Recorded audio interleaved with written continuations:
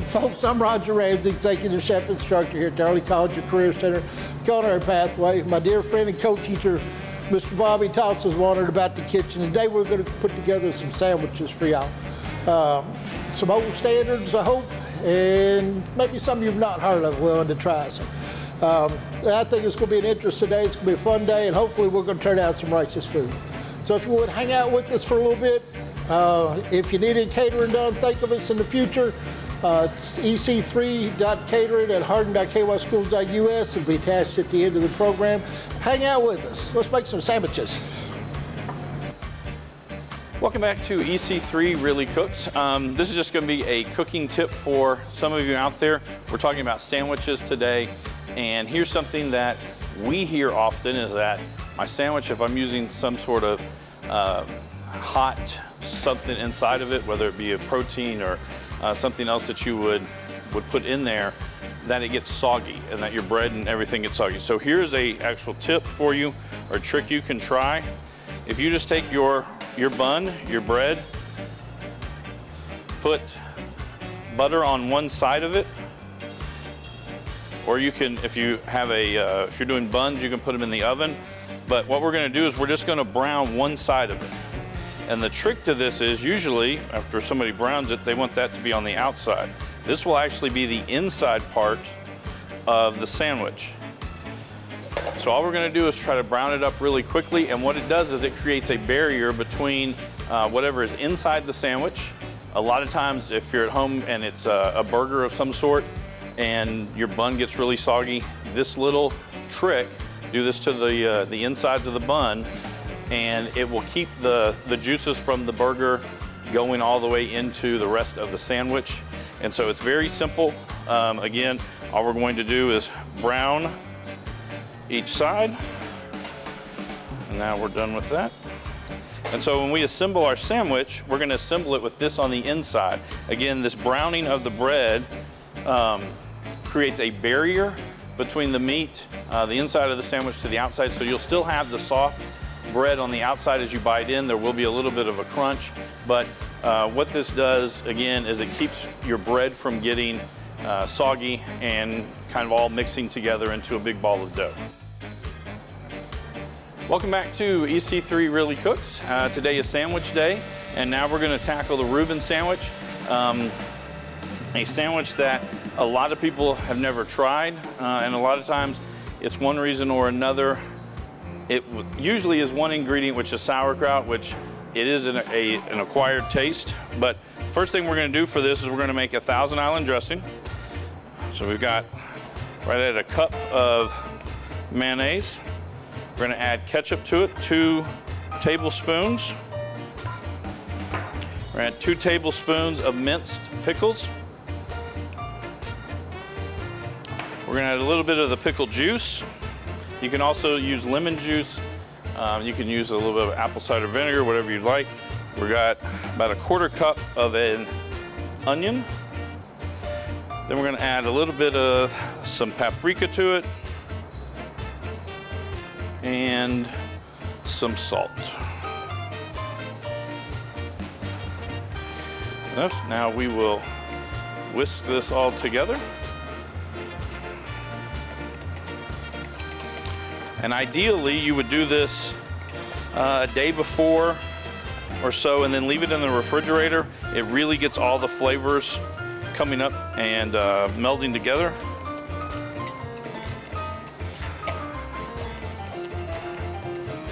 And so that's all there really is to making a Thousand Island dressing. We had about 6 or 7 ingredients total. Mix it together, and then you can add a little bit more salt, a little bit more pepper, some paprika, whatever it is you want to taste so that you like it. Okay? Now to construct the Reuben sandwich, it's a very easy recipe. Apologize, I'm gonna move this out of the way. After the Thousand Island dressing, there's only a few more ingredients to it. That's a corned beef and Swiss cheese. First thing we're gonna do, this one, is I'm going to spread on the inside our Thousand Island dressing. If you like a lot of it, put a lot of it on there. If you don't, just put a little. It's all up to you. Our first step will be to put 1 slice of Swiss cheese on. The Swiss cheese that we get usually is pretty big, so we can fold that in half, put it on there. Then you will take 2 pieces of your sliced corned beef. Now we will add the sauerkraut. And again, sauerkraut is a cabbage that's been pickled. Some people like a lot, some people don't. At this point, I'm gonna add just a little bit of salt and pepper to this. Then I will put my other piece of Swiss cheese. And now I'm going to put some butter into our pan. Just a touch of it.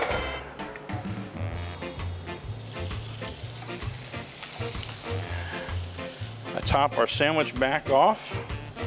I put it in to finish it. We're just going to grill it on both sides. I'm going to put the butter on the pan will go to the bottom piece of bread. I'll add a little bit more to the top. At this point, it's just like making a grilled cheese.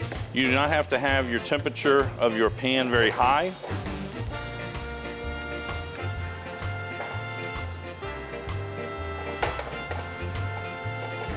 What you want to do is cook it actually at a lower temperature, and what it will do is that cheese will start to melt into it, and it all kind of becomes one.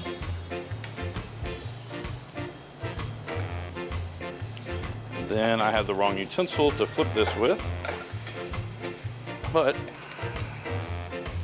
make that work. Now it does look darker. It is a rye bread that is typically used when making Reuben sandwiches, so it does brown up a little bit quicker. And when this is all finished melting together, slide it off.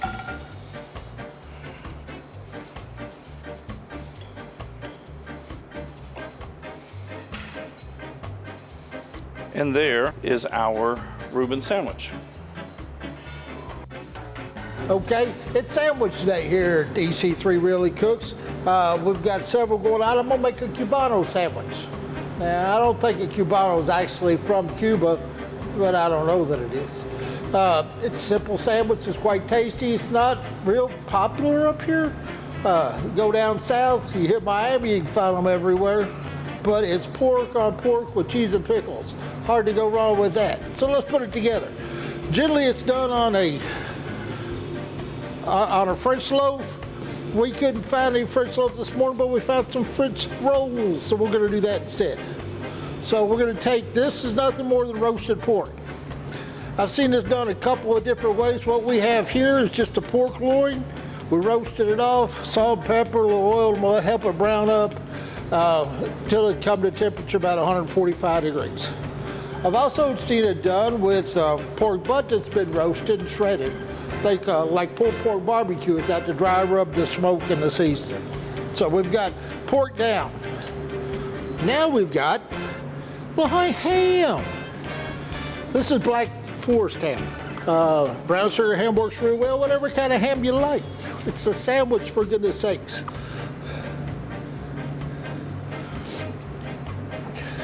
What else do we need? We need some, well, let's wait for the cheese. We need some mustard on it. And this is specifically Cuban style mustard. My boy found this at the Miss Kroger's, I think. Wherever he found it, it's good.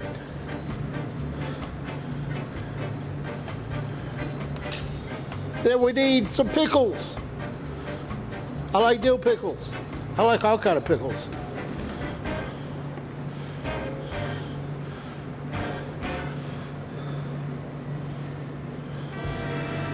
Last but not least, we need some Swiss cheese.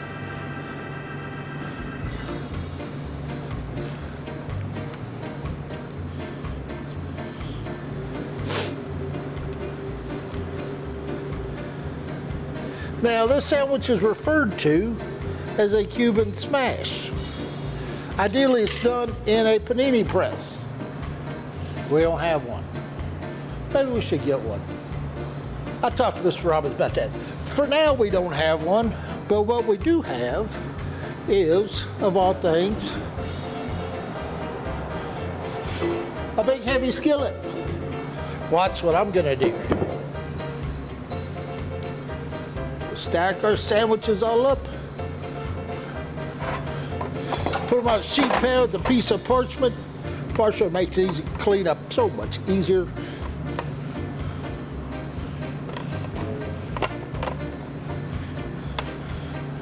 Another sheet pan on top. And here comes the smash. How about that?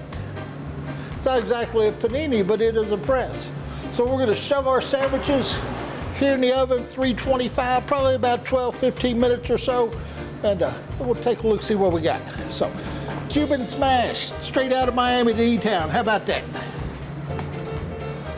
Folks, it's still sandwich day here at EC3.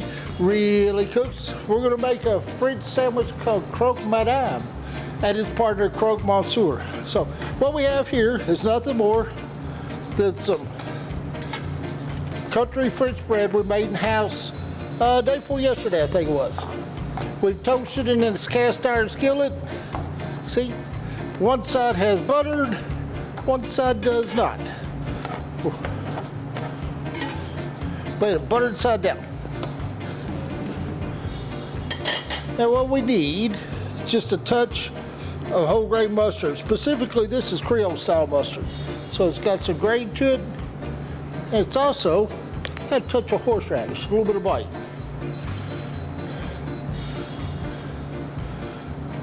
Turn the heat off on that. It's gonna get way too hot. The sandwich is built, like several we've made, with ham and cheese. Black Forest ham and Swiss cheese, two of my favorites.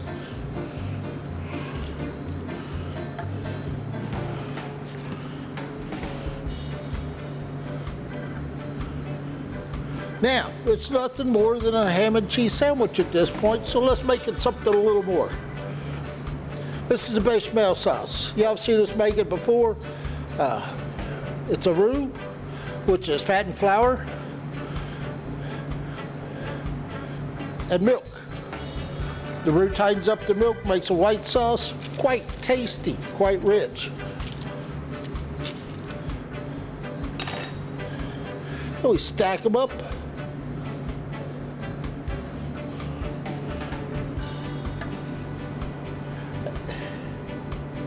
Then we'll move that skillet for just a minute. It needs to cool down. Everything's going back in it here shortly.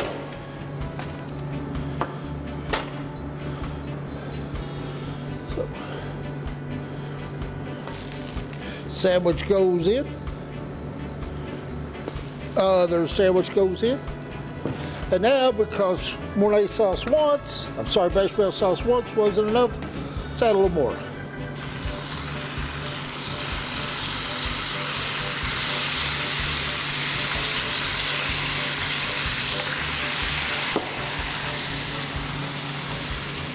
And now the whole mess goes into the oven for just a couple minutes.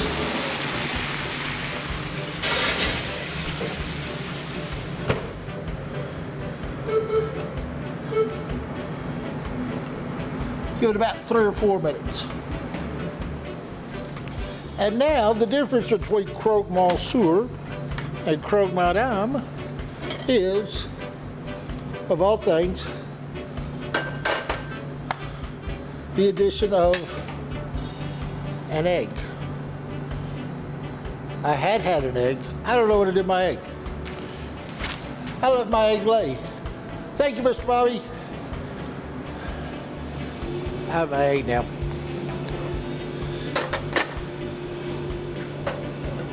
About to drop my egg again. So, we're gonna melt a little bit of butter.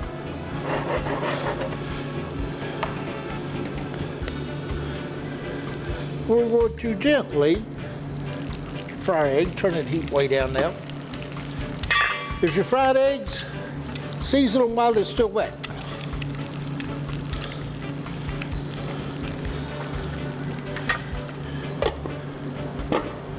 Check on our sandwich. They're doing fine. How you been? You doing okay? Waiting on the egg and sandwich. It's good food. It's not necessarily fast food. Classically, the egg goes sunny side up. If you want it differently, make it differently. You can make it over easy, over hard, whatever you'd like. If you don't like the egg on it, don't put it on. It's still a sandwich. Croque monsieur, croque madame. Madame has the egg.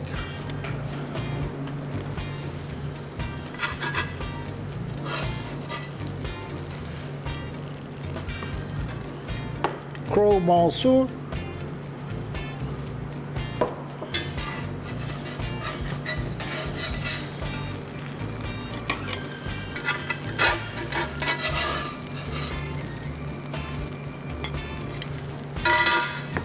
Egg croque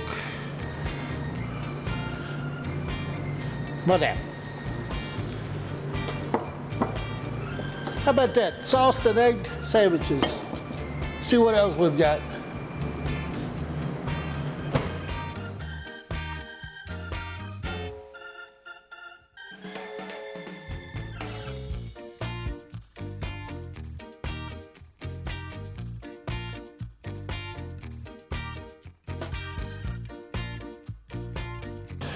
All right, folks, we're still working on our sandwiches here at EC3 Really Cooks. What we're gonna make next, if you're serving food anywhere in the Commonwealth of Kentucky, you better have a version of it, and it better be good. It's the hot brown. Hot brown was created by a gentleman named Fred Schmidt, who was the chef at the Brown Hotel, Louisville, Kentucky, back about the 1920s, I believe. He just put something together, made an open-faced sandwich, and we're still celebrating that sandwich 100 years later. So, fairly simple construction. You better get it right. What we've got here is a couple slices of roasted turkey. You could use ham. Classically, it's turkey, okay? You could use both if you'd like. Traditionally, Chef Schmidt didn't put on any Swiss cheese. I'm going to because I like it. But what Chef Schmidt did do was add a Mornay sauce. Okay. What's Mornay, you may ask? Y'all have seen us make bechamel time and time again, which is milk tightened up with a roux. So Mornay is that bechamel with the addition of cheese. Generally it's Gruyere, this time it's Parmesan. We like it. Okay. It's gonna have some bacon on it. So, crisscross. And it's going to have tomatoes.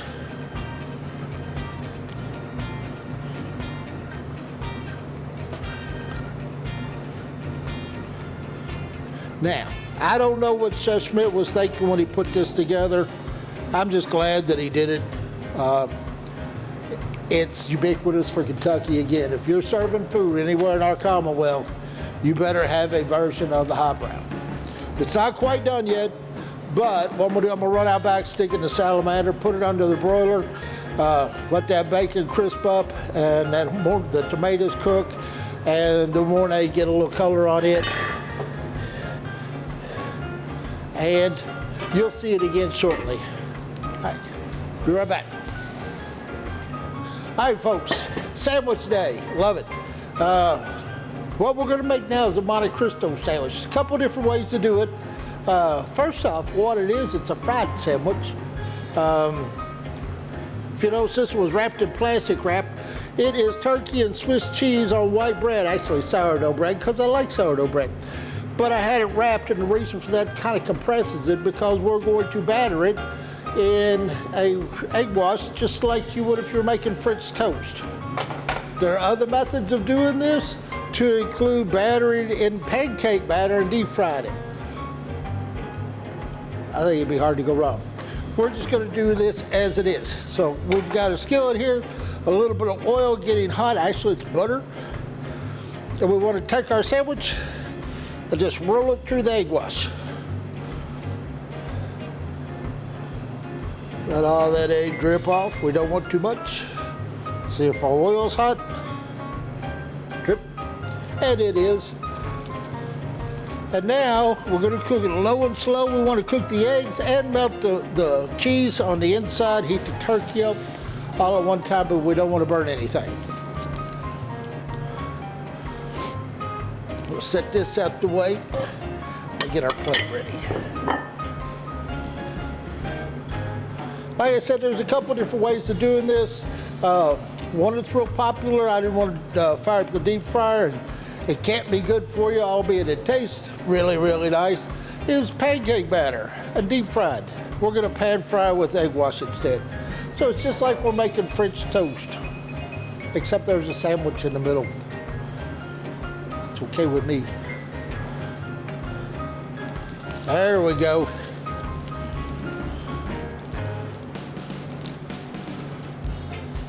Kind of looks like French toast, as it should. So, in constructing the sandwich, it has mayonnaise on 1, 2, 3, 4 sides of the bread because there's 3 pieces of bread.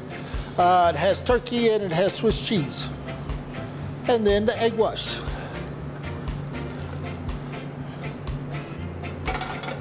And there is our sandwich. Rather humble. Traditionally, it's garnished with a little powdered sugar. Because, I mean, what else would you put on a turkey sandwich, right? Traditionally, it's served with a little bit of maple syrup. Because what else would you put on a turkey sandwich? And a little raspberry jam or preserves would go really well too. So that is our Monte Cristo sandwich done in the style of French toast. Be back in just a minute. Well, folks, we have spent the day making sandwiches here at EC3. So we've got our Monte Cristo with pan fried in an egg wash like French toast with a little powdered sugar, some maple syrup. I even found some raspberry preserves for it. We've got our croque monsieur, ham and cheese grilled sandwich dressed with Mornay sauce. I'm sorry, dressed with bechamel sauce. We've got our croque madame, exactly the same with the addition of an egg. Ah, it's lovely. We've got our Reuben sandwich, corned beef. If you're not familiar with corned beef, it is the brisket of a cow that's been brined and smoked, and it's wonderful. Little sauerkraut, Swiss cheese, and Bobby Thompson's homemade Thousand Island dressing. That one's mine.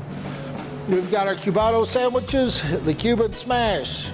Smash with the skillet, because that's what we had. Sometimes you make do. And last but certainly not least, we've got our Kentucky hot brown. Open-faced turkey sandwich with a Mornay sauce, bacon and tomatoes served in a skillet. Well, folks, we hope you enjoyed the show. We certainly had a good time putting it together for you. If you needed catering done, our kids are self-sufficient. They sustain themselves through a catering operation. Shoot us an email at ec3.catering@hardin.kyschools.us. I know it's a big, long title. It'll be in there. Or give us a call, okay? We appreciate your time. Thank you for stopping by and visiting, and we will see you again next month. We'll do this all over again.